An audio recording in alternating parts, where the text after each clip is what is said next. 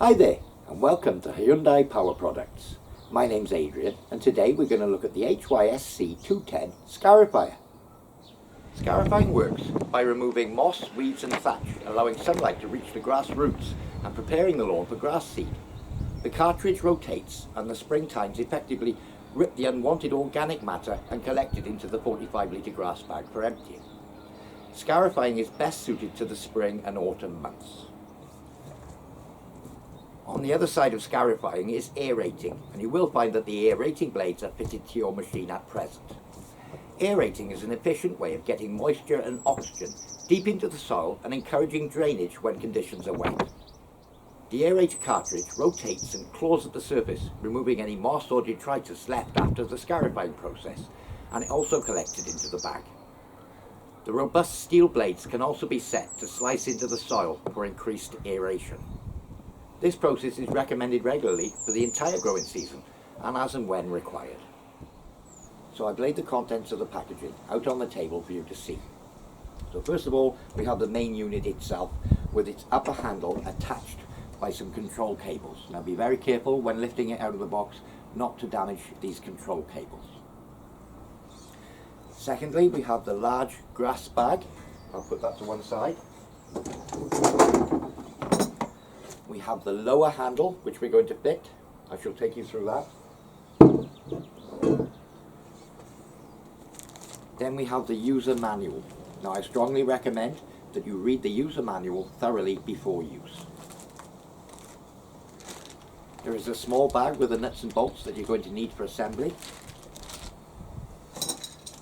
And the unit does come with a spark plug spanner. Finally, in a separate box, we have the Scarifier blade. Now the unit is fitted with the aerating knife blade as it arrives to you, and you can fit obviously the Scarifier blade, and there is a separate video on how to do this. And that's the contents of your packaging. So the first thing we're going to do is to fit this lower handle. We're going to need these two short bolts with the nuts that are in the packet and two of the bolts with the black knobs, and you will also need a 13mm spanner or socket for this. So on the one side of the lower handle you will see this pigtail. This needs to go on this side of the machine, the right hand side from the operator position. I'm going to place the handle down on the bench here, and I'll take one of the short bolts, pass it through from the outside of the machine to the inside, and just loosely fasten the nut on the inside. So I'll do exactly the same on the other side. Pass the bolt through from the outside, through the hole, and loosely fasten the nut for the time being. So now we can take one of the longer bolts with the black nut, just take them apart, lift the handle up into the approximate position. Now for the taller operator you could put this bolt in the lower hole. For the shorter operator such as myself, you can put the bolt in the higher hole. Okay, so again, washer on and the nut screwed on the inside.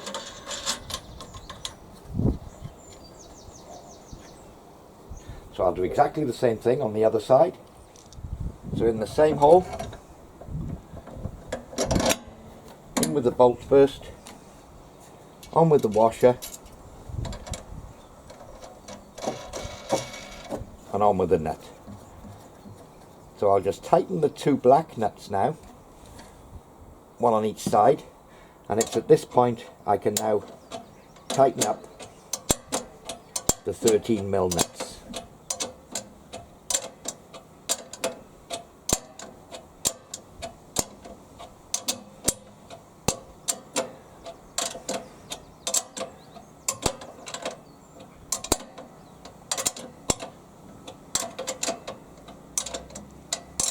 There we are. There's no need to over tighten these as that may crush the pipe, but as long as they're nice and firmly tight so that the pipe is fully clamped to the black bracket. So next we're going to fit the upper to the lower handle. Again, being very careful with the control cables not to snag them. I'm going to put one of the remaining bolts from the inside to the out over there, and just locate that over the hole. I'll just bring this handle down into the same position, take another bolt from the inside, line up the holes, put the bolt in position. I can just hold the handle there, and again, bit of nut and washer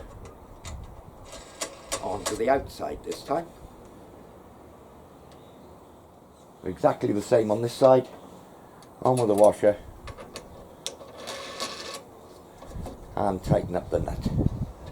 And that's the upper handle fitted. A little bit of tidying up now. I'll just pull these little clips off the bar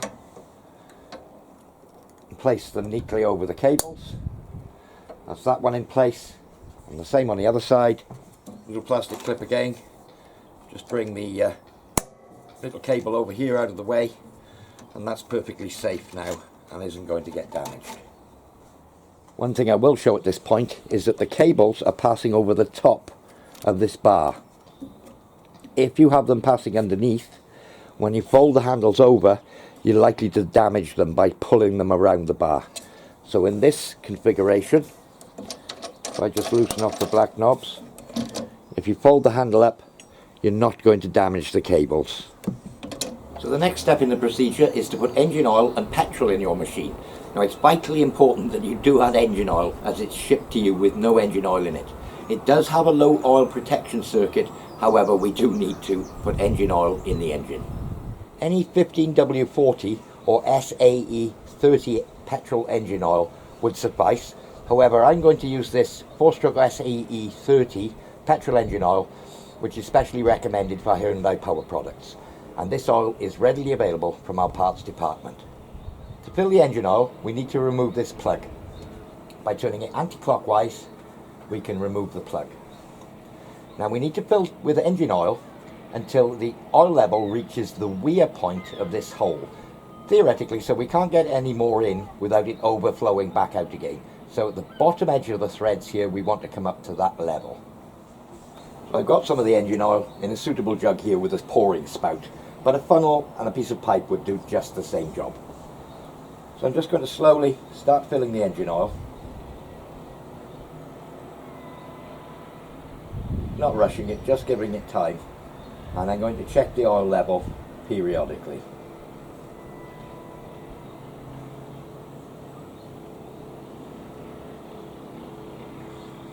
Needs more yet.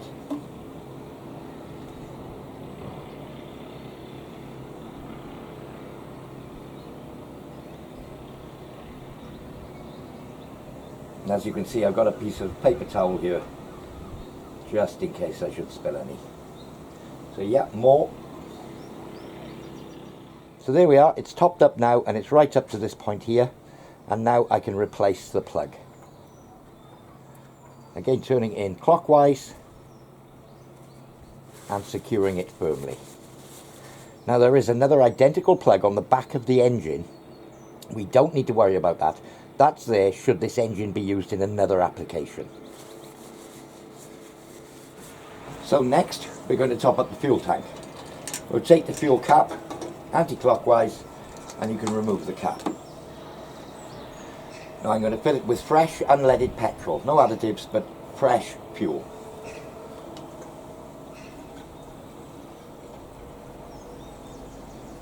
I've got half a litre or about 3/4 of a litre here, should be enough for my purposes.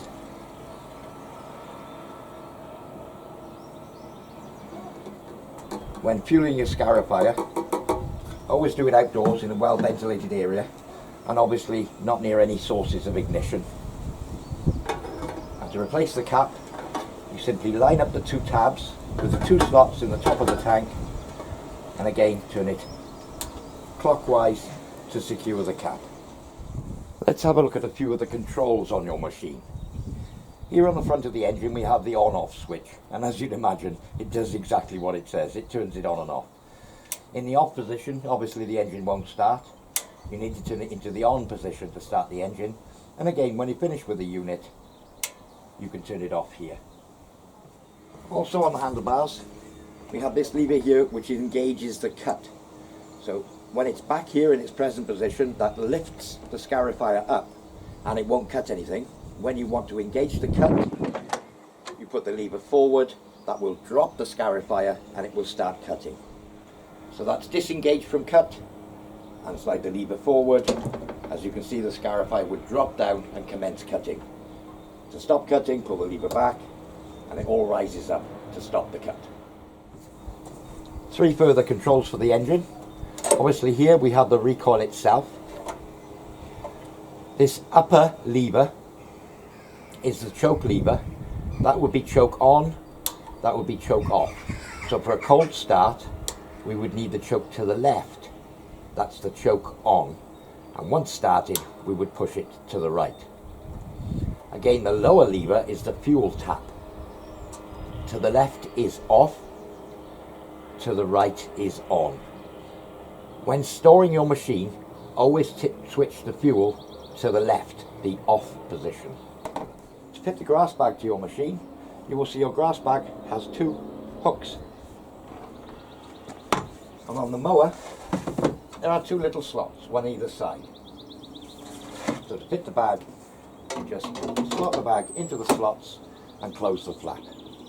And that's it. So let's look at a cold start. First of all, we would need to turn the engine on the red switch. We need the fuel on, that's to the right, and we need the choke on, that's to the left. Okay. We also need to pull the OPC lever back. Done. I've got the scarifier in the up position, obviously, as I don't wish to scarify my deck. And then I can pull the recoil until I feel resistance. There. Go back in and start the machine.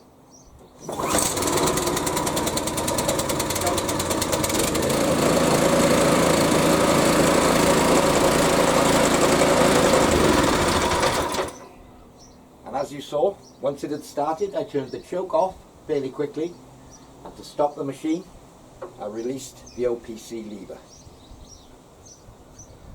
For a warm start, exactly the same procedure. Switch on, fuel on. It's only run for a short period, so I'll turn the choke perhaps 3/4 on at this stage, pull back on the OPC.